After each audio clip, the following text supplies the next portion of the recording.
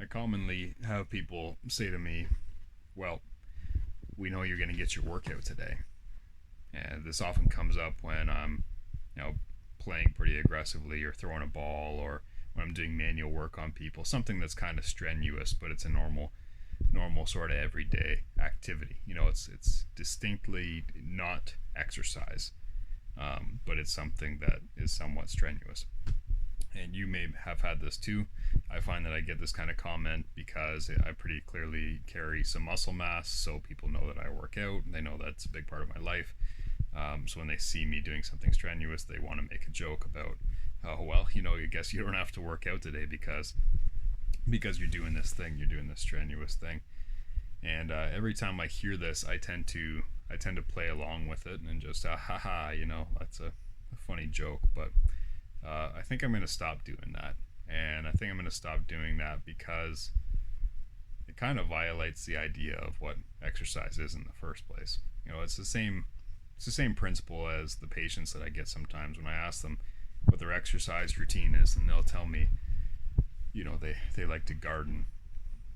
They do some gardening, or they clean their cars or whatever it is. Like, that is insulting to exercise.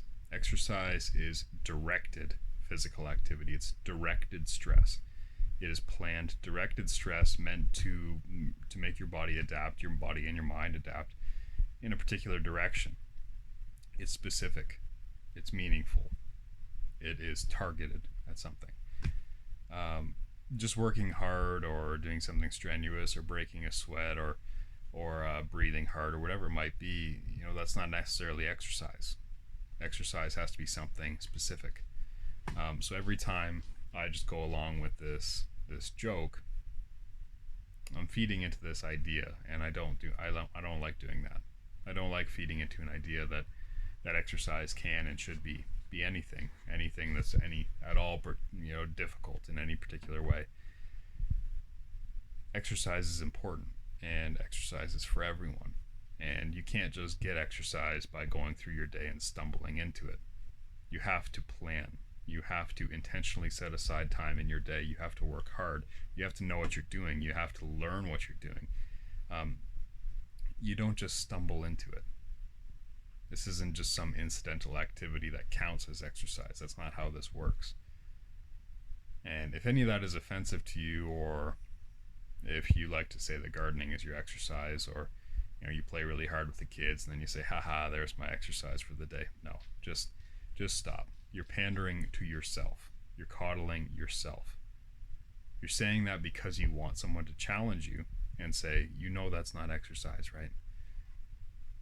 If you know what your goals are, or if you don't even have goals because you haven't dared to look that far ahead, but you know that you might want something better for yourself, a better life, you might want to improve your life in some way, then you need to dare to think that in the first place. You need to dare to think about that vision, and then you need to dare to challenge yourself on your own BS. And part of that is going to be saying, I'm not doing what I should be doing. I'm using excuses like basic daily activity to get around doing what I need to do.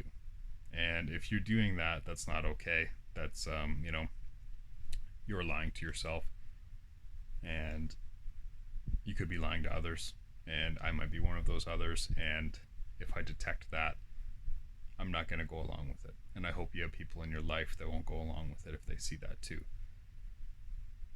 If you want something, you have to specifically attack that thing. And though you may there may be something strenuous in your day. You may work hard through your day. There might be something physical, even if you have a very manual, very strenuous job. I mean, like the manual work that I do is pretty taxing on some of the muscles, especially the hands, the arms. You work around that. You just work that into your plan. That work doesn't count as, oh, that's my upper body work for the day.